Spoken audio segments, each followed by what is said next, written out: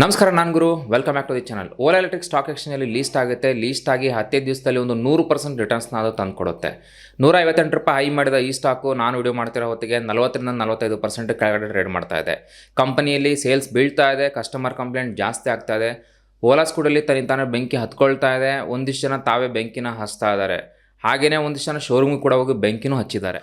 ಕಂಪ್ನಿನ employees ಬಿಡ್ತಾ ಇದ್ದಾರೆ. Company owner ಟ್ವಿಟರಲ್ಲಿ ನಾನಾ ನೀನಾ ಅಂತ ಜಗಳಾಡ್ತಾ ಇದ್ದಾರೆ. ಕಂಪ್ನಿ ಓನರ್ ಹೇಳ್ತಾರೆ ದಿನಕ್ಕೆ ನಾನು 20 ಗಂಟೆ ಕೆಲಸ ಮಾಡ್ತೀನಿ ಅಂತ. ಆದರೂ ಈ ಒಂದು ಡೌನ್ಫಾಲ್ ಹೇಗಾಯಿತು, ಅದಕ್ಕೆ ಏನೇನು ಕಾರಣಗಳಿದ್ದಾವೆ ಅನ್ನೋದ್ರ ಬಗ್ಗೆ ನಾವು ಈ ವಿಡಿಯೋದಲ್ಲಿ ತಿಳ್ಕೊಳ್ಳೋಣ ಬನ್ನಿ. ಮೊದಲಿಗೆ ಓಲಾ ಎಲೆಕ್ಟ್ರಿಕ್ ಹೇಗೆ ಸ್ಟಾರ್ಟ್ ಆಯ್ತು ಅಂತಂದೇಳಿ ತಿಳ್ಕೊಳ್ಳೋಣ. 2017ರಲ್ಲಿ ಓಲಾ ಕ್ಯಾಬ್ ಸರ್ವಿಸು 60% ಮಾರ್ಕೆಟ್ ಶೇರ್ನ ಕ್ಯಾಪ್ಚರ್ ಮಾಡಿತ್ತು. ಅದೇ ಸಮಯದಲ್ಲಿ ವೆಸ್ಟ್ ಕಡೆ ಸೆಲ್ಫ್ ಡ್ರೈವಿಂಗ್ ಕಾರ್ಗಳು ಶುರುವಾಗೋದಕ್ಕೆ ಸ್ಟಾರ್ಟ್ ಆಯಿತು. ಅಲ್ಲಿಂದ ಒಂದು ಕ್ಯಾಬ್ ಸರ್ವಿಸ್ ಏನಿತ್ತು ಅದು ಸ್ವಲ್ಪ ಡೌನ್ ಆಗ್ತಾ ಬಂತು. ಇದನ್ನು ಬೇಗ ಅರ್ಥ ಮಾಡ್ಕೊಂಡ ಓಲಾದ CEO ಭಾವೇಶ್ ಅಗರ್ವಾಲ್ ಅವರು ಎಲೆಕ್ಟ್ರಿಫಿಕೇಶನ್ ಕಡೆ ಫೋಕಸ್ ಮಾಡ್ತಾರೆ. ಅಂದರೆ ಎಲೆಕ್ಟ್ರಿಕ್ ಆಫ್ ಮೊಬಿಲಿಟಿ ಕಡೆ ಅವರು ಫೋಕಸ್ನ ಮಾಡ್ತಾರೆ. ಅದಕ್ಕಾಗಿ ನಾಗ್ಪುರದಲ್ಲಿ ಎಲೆಕ್ಟ್ರಿಕ್ ಕಾರ್, ಎಲೆಕ್ಟ್ರಿಕ್ ಬಸ್ ಮತ್ತು ಎಲೆಕ್ಟ್ರಿಕ್ ರಿಕ್ಷಾಗಳ ಒಂದು ಪೈಲಟ್ ಪ್ರಾಜೆಕ್ಟ್ನ ಮಾಡ್ತಾರೆ. ಸೊ ಪೈಲಟ್ ಪ್ರಾಜೆಕ್ಟ್ ಅಂತಂದರೆ ಟ್ರಯಲ್ ಆ್ಯಂಡ್ ಟೆಸ್ಟಿಂಗ್ ಅಂತ. ಪೈಲಟ್ ಪ್ರಾಜೆಕ್ಟಲ್ಲಿ ಅವರಿಗೆ ಇದು ಅರ್ಥ ಆಗುತ್ತೆ, ಇಂಡಿಯಾ ಇನ್ನೂ ಈ ಒಂದು ವೆಹಿಕಲ್ಸ್ಗಳಿಗೆ ಇಂಡಿಯಾ ರೆಡಿ ಆಗಿಲ್ಲ ಅಂತಂದೇಳಿ. ಅದಕ್ಕೆ ಅವರೇ ಒಂದು ಬೋಲ್ಡ್ ಮೂವ್ನ ತೊಗೊಳ್ತಾರೆ. ಅದಕ್ಕೆ ಅವರು ತಾವೇ ಒಂದು ವೆಹಿಕಲ್ನ ಓಲಾಯಿಂದ ಬಿಲ್ಡ್ ಮಾಡಬೇಕು ಅಂತಂದೇಳಿ ನಿರ್ಧಾರ ಮಾಡ್ತಾರೆ. ನಮ್ಮ ದೇಶದಲ್ಲಿ ಸೇಲ್ಸ್ ಆಗೋ ವೆಹಿಕಲ್ಸ್ಗಳಲ್ಲಿ 75% ಟೂ ವೀಲರ್ಸ್ ಆಗಿರುತ್ತೆ. ಹಾಗಾಗಿ ಅವರಿಗೆ ಇದರಲ್ಲೊಂದು ಆಪರ್ಚುನಿಟಿ ಕಾಣುತ್ತೆ ಮೊದಲನೇ ಸ್ಟೆಪ್ ಇಡೋದಕ್ಕೆ. ಅದಕ್ಕಾಗಿ ಅವರು 2020ರಲ್ಲಿ ಇಟರ್ಗೋ ಅನ್ನುವ ಆಮ್ಸ್ಟರ್ಡಾಮ್ ಬೇಸ್ಡ್ ಎಲೆಕ್ಟ್ರಿಕ್ ಸ್ಕೂಟರ್ ಕಂಪನಿಯನ್ನು ಅವರು ಅಕ್ವೈರ್ ಮಾಡ್ಕೊಳ್ತಾರೆ. ಆಮೇಲೆ ಅದನ್ನ ಇಲ್ಲಿ ಲಾಂಚ್ ಮಾಡ್ತಾರೆ. ನಿಮಗೆ ಗೊತ್ತು, ಒಂದು ಪೀಕಲ್ಲಿದ್ದಂತಹ ಓಲಾ ಬರ್ತಾ ಅದರ ಒಂದು ಡೌನ್ಫಾಲ್ ಆಗೋದಕ್ಕೆ ಸ್ಟಾರ್ಟ್ ಆಯಿತು. ಸೊ ಇದರಲ್ಲಿ ಇರುವಂತಹ ಒಂದು ಕಾರಣಗಳನ್ನು ಒಂದೊಂದಾಗಿ ನಾವು ಅರ್ಥ ಮಾಡ್ಕೊಳ್ತಾ ಹೋಗೋಣ. ಇಟರ್ಗೋ ಕಂಪನಿನ ಇವರೇನು ಅಕ್ವೈರ್ ಮಾಡ್ಕೊಂಡ್ರು, ಇವ್ರ ಹತ್ರ ಆಲ್ರೆಡಿ ರೆಡಿ ಟು ಯೂಸ್ ವೆಹಿಕಲ್ಸ್ಗಳು ಆಲ್ರೆಡಿ ಇದ್ವು. ಇವರು ಯಥಾವತ್ತು ಹೇಗಿದೆ ಹಾಗೇನೆ ನಮ್ಮ ದೇಶಕ್ಕೆ ತೊಗೊಂಡು ಬಂದು ಸ್ವಲ್ಪ ಬ್ಯಾಟ್ರಿ ಪವರ್ನ ಹಾಗೆಯೇ ಒಂದು ಫ್ಯೂಚರಿಸ್ಟಿಕ್ ಫೀಚರ್ಸ್ಗಳನ್ನು ಕೊಟ್ಟು ಅದನ್ನು ಇಂಡಿಯಾದಲ್ಲಿ ಲಾಂಚ್ ಮಾಡ್ತಾರೆ. ಆದರೆ ನಮ್ಮ ದೇಶದ ರೋಡಲ್ಲಿ, ನಮ್ಮ ದೇಶದ ವಾತಾವರಣಗಳಲ್ಲಿ ಈ ಒಂದು ವೆಹಿಕಲ್ಸ್ಗಳು ಎಷ್ಟು ಚೆನ್ನಾಗಿ ಪರ್ಫಾರ್ಮ್ ಮಾಡುತ್ತೆ ಅಂತ ಇವರೊಂದು ಟ್ರಯಲ್ ಆ್ಯಂಡ್ ಟೆಸ್ಟಿಂಗ್ ಮಾಡಿಲ್ಲ ಅಂತ ಅನಿಸುತ್ತೆ. R&Dಯ ಒಂದು ಕೊರತೆ ಈ ಒಂದು ಓಲಾದಲ್ಲಿ ಕಾಣ್ತಾ ಇದೆ.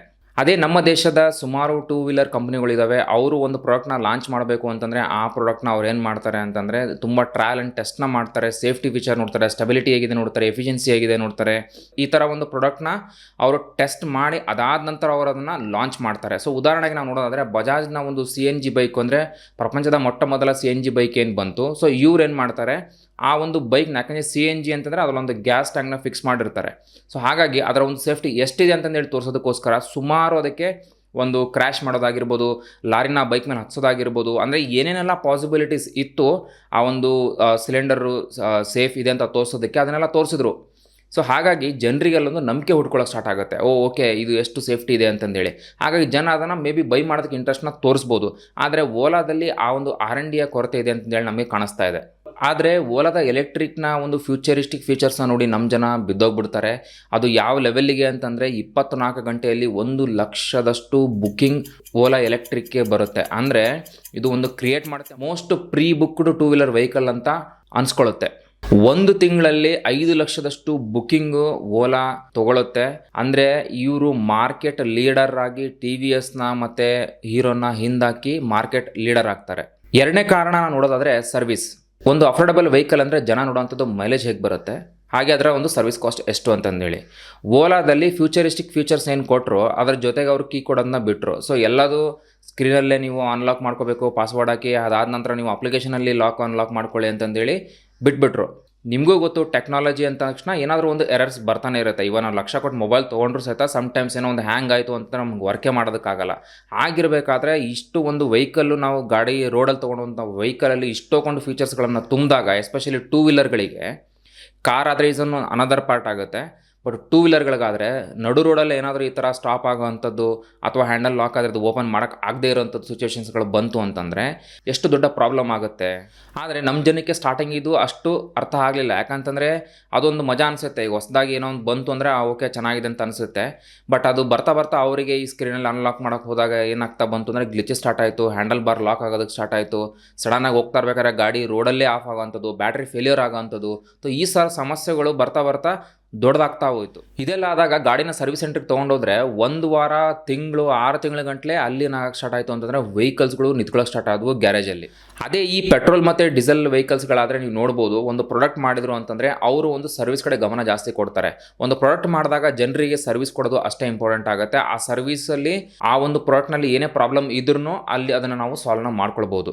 ಹಾಗಿದ್ರೆ ಈ ಗಾಡಿಯಲ್ಲಿ ಇಂಜಿನ್ನೇ ಇಲ್ಲ, ಪೆಟ್ರೋಲು ಹಾಕಲ್ಲ, ಈ ಕಡೆಗೆ ಎಂಜಿನ್ ಆಯಿಲು ಹಾಕಲ್ಲ. ಸೊ ಹಾಗಿದ್ಮೇಲೆ ಇಲ್ಲಿ ಒಂದು ಸರ್ವಿಸ್ ಏನಿದೆ, ಈ ಥರದ ಗಾಡಿಗಳು ಸಮಸ್ಯೆ ಬರುವಂಥದ್ದು ತುಂಬ ಕಡಿಮೆ. ಬಂದರೆ ಒಂದು ಚಿಕ್ಕ ಪುಟ್ಟ ಏನಾದರೂ ಟೆಕ್ನಿಕಲ್ ಗ್ಲಿಚಸ್ ಆ ಥರ ಬರ್ಬೋದು. ಅದು ಸುಮಾರು ಇವ್ರು ಕೊಟ್ಟಿರೋಂಥ ಫ್ಯೂಚರ್ಸ್ಗಳು ಕೊಟ್ಟರೆ ಅಷ್ಟು ಲೆವೆಲಿಗೆ ಗ್ಲಿಚ್ ಸ್ವಲ್ಪ ಬರುತ್ತೆ. ಅದು ಬಿಟ್ಟರೆ ಜಾಸ್ತಿ ಒಂದು ಏನು ಸಮಸ್ಯೆಗಳು ಈ ಥರದ ಗಾಡಿಯಲ್ಲಿ ಕಾಣಿಸ್ಕೊಡಲ್ಲ. ಬಟ್ ಇವ್ರಿಗೆ ಅದೇ ಒಂದು ಪ್ಲಸ್ ಪಾಯಿಂಟ್ನ ಮಾಡಿಕೊಂಡು ಸಮಸ್ಯೆಗಳನ್ನು ಬಿಟ್ಟು ಇವರು ಬರೀ ಸೇಲ್ಸ್ ಕಡೆ ಜಾಸ್ತಿ ಫೋಕಸ್ ಮಾಡ್ತಾರೆ. ಬರೀ ಸೇಲ್ಸು ಅಂತ ಹೋಗ್ತಾರೆ. ಸೊ ಸ್ಟಾರ್ಟಿಂಗ್ ಏನು ಈ ಕಂಪ್ಲೇಂಟ್ಗಳು ಬರೋದಕ್ಕೆ ಸ್ಟಾರ್ಟ್ ಆಯಿತು, ಚಿಕ್ಕದಾಗಿ ಇವರು ಅದನ್ನು ಇಗ್ನೋರ್ ಮಾಡ್ತಾ ಬಂದರು. ಇದೇ ಇವತ್ತಿನ ದಿವಸ ಈ ಸಮಸ್ಯೆಗಳು ಎಷ್ಟು ದೊಡ್ಡದಾಯಿತು ಅಂತಂದರೆ ಒಂದು 80,000 ಕಂಪ್ಲೇಂಟ್ಗಳು ತಿಂಗಳಿಗೆ ಬರೋವಷ್ಟು ಇವರು ಈ ಒಂದು ಸಮಸ್ಯೆನ ಬಿಟ್ಕೊಂಡಿದ್ದಾರೆ.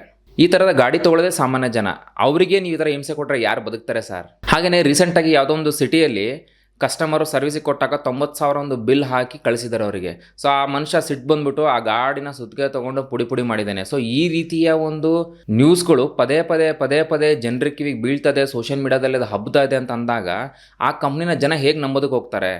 ಸೊ ಅಲ್ಲಿನೋ ಸಮಸ್ಯೆ ಇದೆ, ಆ ವೆಹಿಕಲ್ಸ್ಗಳಲ್ಲಿ ಸಮಸ್ಯೆ ಇದೆ, ಏನೋ ಡಿಫೆಕ್ಟ್ ಇದೆ ಅಂತಂದೇಳಿ ಆ ಥರದ ವೆಹಿಕಲ್ನ ಬೈ ಮಾಡೋದಕ್ಕೂ ಮುಂಚೆ ಸುಮಾರು ಸಲ ವಿಚಾರನ ಮಾಡ್ತಾರೆ. ಹಾಗಾಗಿ ಈ ಥರದ ನ್ಯೂಸ್ಗಳು ಕಂಪನಿಗೆ ಒಂದು ಬಿಗ್ ಡ್ಯಾಮೇಜ್ ಮಾಡ್ತಾ ಹೋಯಿತು. ಓಲಾದ CEO ಹೇಳಿದ್ದಾರೆ, ಈ ವರ್ಷದ ಡಿಸೆಂಬರ್ ಎಂಡ್ ಒಳಗೆ 1,000ರಷ್ಟು ಓಲಾ ಓನ್ಡ್ ಸರ್ವಿಸ್ ಸ್ಟೇಷನ್ಗಳನ್ನು ನಾವು ಓಪನ್ ಮಾಡ್ತೀವಿ ಅಂತ ಒಂದು ಪೋಸ್ಟ್ ಹಾಕಿದ್ದಾರೆ. ಈ ಒಂದು ಪೋಸ್ಟ್ ಆಗಿ ಅಲ್ಲೇ ಉಳಿದೇನೆ ಕಾರ್ಯರೂಪಕ್ಕೆ ಬಂದರೆ ತುಂಬ ಒಳ್ಳೆಯದು, ಜನರಿಗೆ ತುಂಬ ಹೆಲ್ಪ್ ಆಗುತ್ತೆ. ಮೂರನೇ ಕಾರಣ ಬಂದ್ಬಿಟ್ಟು ಓನರ್ನ ಒಂದು ಬಿಹೇವಿಯರ್. ಯಾಕೆ ಇವರ ಒಂದು ಪೋಸ್ಟ್ ನಂಬೋದಕ್ಕೆ ಕಷ್ಟ ಆಗುತ್ತೆ ಅಂತಂದರೆ, ಓಲಾ ಸ್ಕೂಟರ್ಗೆ ಬೆಂಕಿ ಹತ್ತಿದಾಗ ಭಾವೇಶ್ ಅಗರ್ವಾಲ್ ಅವರು ಒಂದು ಪೋಸ್ಟ್ ಹಾಕ್ತಾರೆ, ಪೆಟ್ರೋಲ್ ಟೂ ವೀಲರ್ಗಳಲ್ಲಿ ಜಾಸ್ತಿ ಬೆಂಕಿ ಹತ್ತಿತ್ತೆ EVಗೆ ಕಂಪೇರ್ ಮಾಡಿದ್ರಿ ಅಂತಂದೇಳಿ. ಸೊ ಈ ಥರದ ಪೋಸ್ಟು ಅಂತಂದರೆ ಪೆಟ್ರೋಲ್ ಗಾಡಿಯಲ್ಲೂ ಬೆಂಕಿ ಹತ್ತುತ್ತೆ, ಎಲೆಕ್ಟ್ರಿಕ್ ವೆಹಿಕಲ್ಗಳಲ್ಲೂ ಬೆಂಕಿ ಹತ್ತುತ್ತೆ. ಸೊ ಅದರಲ್ಲಿ ವಿಶೇಷತೆ ಏನಿದೆ? ಅದು ಆಗೋದು ಸಾಮಾನ್ಯ. ಅಂದರೆ ಈ ಒಂದು ಪೋಸ್ಟ್ನ ಅರ್ಥ ಅಂದರೆ ಆ ಥರದ್ದು ಆಗ್ತಾನೆ ಇರುತ್ತೆ, ಅದನ್ನು ನೀವು ಅಡ್ಜಸ್ಟ್ ಮಾಡ್ಕೊಳ್ಬೇಕು ಅನ್ನೋ ಥರ ಈ ಒಂದು ಪೋಸ್ಟು ಹೇಳುತ್ತೆ. ಸೊ ಈ ಥರದ ಒಂದು ಆಟಿಟ್ಯೂಡ್ ಹೊರಗೆ ಬಂದಾಗ ಅದೇನಾಗುತ್ತೆ ಅಂದರೆ ಜನಗದು ಅರ್ಥ ಆಗ್ಬಿಡುತ್ತೆ, ಓಕೆ ಇವ್ರು ಯಾವ ಒಂದು ಲೆವೆಲಲ್ಲಿ ಮಾತಾಡ್ತಾ ಇದ್ದಾರೆ ಅಂತ. ಜನಕ್ಕೆ ಟೇಕ್ ಇಟ್ ಈಸಿ ಥರ ತೊಗೊಂಡ್ಬಿಟ್ಟಿದ್ದಾರೆ.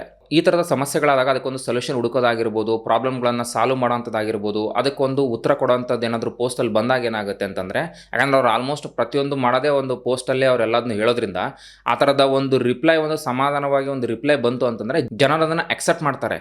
ಇವರು ಅದನ್ನು ಪೆಟ್ರೋಲ್ ಟೂ ವೀಲರ್ಗೆ ಜಾಸ್ತಿ ಆಗ್ತೈತೆ EV ಕಂಪೇರ್ ಮಾಡಿದ್ರೆ ಅಂತ ಒಂದು ಸ್ಟೇಟ್ಮೆಂಟ್ ಏನು ಕೊಡ್ತಾರೆ. ಸೊ ಇದು ಇನ್ನೂ ಜಾಸ್ತಿ ಈ ಒಂದು ಕಂಪ್ನಿ ಮೇಲೆ ನಂಬಿಕೆ ಕಳ್ಕೊಳ್ಳೋದಕ್ಕೆ ಇದಾಗುತ್ತೆ. ಅಂದರೆ ಇವರ ಒಂದು ಆಟಿಟ್ಯೂಡ್ ಗೊತ್ತಾಗುತ್ತೆ, ಇವ್ರು ಯಾವ ಒಂದು ರೀತಿಯಲ್ಲಿ ಹೇಳ್ತಾ ಇದ್ದಾರೆ, ಓಕೆ ಕಾಮ್ ಅನ್ನೋದು ಹತ್ತತ್ತು ಬಿಡಿ ಅದರಲ್ಲೇನು ಅನ್ನೋ ಥರ ಒಂದು ಸ್ಟೇಟ್ಮೆಂಟ್ ಇತ್ತು ಇವ್ರು ಕೊಟ್ಟಿರೋಂಥದ್ದು. ಹಾಗೆಯೇ ಇವರ ಪ್ರತಿಯೊಂದು ಕ್ವಶನ್ನು, ಆನ್ಸರು, ಸೊಲ್ಯೂಷನ್ನು ಪ್ರತಿಯೊಂದು ಟ್ವಿಟರಲ್ಲೇ ಸಿಗುತ್ತೆ ನಿಮಗೆ. ಸೊ ಏನೇ ಇದ್ರೂ ಎಲ್ಲದೂ ಅಲ್ಲೇ ಹಾಕ್ತಾರೆ. ಬಟ್ ಅದು ಕಾರ್ಯರೂಪಕ್ಕೆ ಎಷ್ಟು ಬರುತ್ತೆ ಎಲ್ಲ ಅಲ್ಲೇ ನೀವು ಪೋಸ್ಟ್ ಮಾಡಿದ್ರೆ ಹೇಗೆ ಸ್ವಾಮಿ? ರಿಯಾಲಿಟಿಗೆ ಅದು ಬರಬೇಕು. ಏನು 80,000 ಕಂಪ್ಲೇಂಟ್ಸ್ಗಳು ತಿಂಗಳಿಗೆ ಬರ್ತಾ ಇದ್ದಾವೆ. ಓಲಾ ಸರ್ವಿಸ್ ಸ್ಟೇಷನ್ ಮುಂದೇನು ಗಾಡಿಗಳು ನಿಂತ್ಕೊಂಡಿದ್ವು ಅಷ್ಟೊಂಡು. ಇದನ್ನು ನೋಡಿದಂಥ ಹಿಂದಿ ಕಮಿಡಿಯನ್ನು ಕುನಾಲ್ ಕಾಂಬ್ರಾ ಅಂತಂದು ಏನು ಮಾಡ್ತಾರೆ, ಒಂದು ಪೋಸ್ಟ್ ಹಾಕ್ತಾರೆ ಟ್ವಿಟರಲ್ಲಿ. ಇಂಡಿಯನ್ ಕಸ್ಟಮರ್ ಇದನ್ನು ಡಿಸರ್ವ್ ಮಾಡ್ತಾರಾ, ದುಡ್ಡು ಕೊಟ್ಟು ಈ ಥರದ್ದು ಇದನ್ನು ಅನುಭವಿಸ್ಬೇಕಾ ಅನ್ನೋದ್ರ ಬಗ್ಗೆ ಒಂದು ಪೋಸ್ಟ್ನ ಹಾಕ್ತಾರೆ ನಿತಿನ್ ಗಡ್ಕರಿ ಅವ್ರಿಗೆ ಟ್ಯಾಗ್ ಮಾಡಿ. ಸೊ ಓಲಾದ CEO ಇದನ್ನು ತುಂಬ ನೆಗೆಟಿವ್ ಆಗಿ ತೊಗೊಂಡು, ಅವರಿಗೆ ನಿಮ್ಮ ಕಾಮಿಡಿಯ ಒಂದು ಕೆರಿಯರ್ ಫೇಲ್ ಆಗಿದೆ, ನೀವು ಅದಕ್ಕೆ ಈ ಥರ ಎಲ್ಲ ಮಾಡ್ತಾಯಿದ್ದೀರಾ, ಬನ್ನಿ ನಾನು ನಿಮ್ಮ ಕೆಲಸ ಕೊಡ್ತೀನಿ, ನಮ್ಮ ಕಂಪ್ನಿಯಲ್ಲಿ ಕೆಲಸ ಮಾಡಿ ನೀವು. ಸೊ ಈ ಥರದ ಸ್ಟೇಟ್ಮೆಂಟ್ಗಳನ್ನು ಕೊಡ್ತಾರೆ. ಅಲ್ಲಿ ಪೋಸ್ಟಲ್ಲಿ ನೀನು ಅಂತ ಇವರು ಇಬ್ಬರು ಜಗಳಾಡ್ತಾ ಇರ್ತಾರೆ. ಸೊ ಇದು ಏನಾಗುತ್ತೆ ಅಂದರೆ, ಈ ಒಂದು ಪೋಸ್ಟ್ಗಳು ಇಬ್ಬರು ಸಿಕ್ಕಾಪಟ್ಟೆ ವೈರಲ್ ಆಗುತ್ತೆ ಸೋಷಿಯಲ್ ಮೀಡಿಯಾದಲ್ಲಿ. ಅಂದರೆ ಯಾರಿಗೆಲ್ಲ ಗೊತ್ತಿರಲಿಲ್ವೋ ಈ ಒಂದು ವಿಚಾರದ ಬಗ್ಗೆ ಅವರಿಗೆಲ್ಲ ಗೊತ್ತಾಗೋದಕ್ಕೆ ಸ್ಟಾರ್ಟ್ ಆಗುತ್ತೆ. ಅಷ್ಟು ಈ ಒಂದು ಪೋಸ್ಟ್ಗಳು ವೈರಲ್ ಆಗೋದಕ್ಕೆ ಸ್ಟಾರ್ಟ್ ಆಗುತ್ತೆ. ಇದನ್ನೆಲ್ಲ ನೋಡಿದ್ರೆ ಈ ಕಂಪ್ನಿ CEO ರಿಯಾಲಿಟಿನ ಅಕ್ಸೆಪ್ಟ್ ಮಾಡೋದಕ್ಕೆ ರೆಡಿನೇ ಇಲ್ಲ. ಅವರು ಇಲ್ಲಾಗಿರೋಂಥ ಸಮಸ್ಯೆಗಳನ್ನು ತೊಗೊಳೋದಕ್ಕೆ ರೆಡಿನೇ ಇಲ್ಲ. ಸೊ ನಾವು ಇರೋದೇ ಹೀಗೆ ಅನ್ನೋ ಥರ ಒಂದು ಬಿಹೇವಿಯರ್ ಏನಿದೆ, ಇದು ಜನರ ಒಂದು ನಂಬಿಕೆ ಕಳ್ಕೊಳ್ಳೋದಕ್ಕೆ ತುಂಬ ಹತ್ತಿರ ಆಗ್ತಾ ಹೋಗುತ್ತೆ.